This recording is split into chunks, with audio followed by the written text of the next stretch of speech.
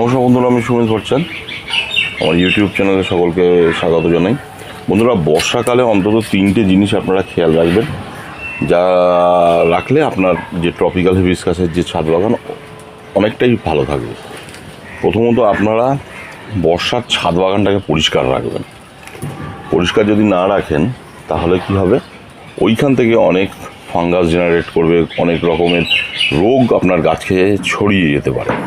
দ্বিতীয়ত, আপনারা গাছের যে ফুল থাকবে বা পাতা থাকবে, সেই পাতাগুলো যদি শুকিয়ে যায় বা পচে যায়, সেগুলো সঙ্গে সঙ্গে আপনারা কিন্তু গাছ থেকে সরিয়ে দেবেন। আর তৃতীয়ত যেটা করবেন, সেটা কিন্তু আপনারা কোনো ছোট গাছকে বড় গাছের তলায় রাখবে না, বা পাশাপাশি কোনো গাছ রাখবে না, যাতে একটা গাছের জল আরেকটা গাছের মধ্যে পড়ে। একটু ফাঁকা ফাঁকা রাখার চেষ্টা করবেন। আমি আজকে সেই কাজগুলোই করছি, পরিষ্কার এবং গাছগুলোর কী পরিস্থিতিতে রইলো সেই ব্যাপারগুলো নিয়েই আমি এখন কাজ করছি। তো আপনারাও এইগুলো করবেন।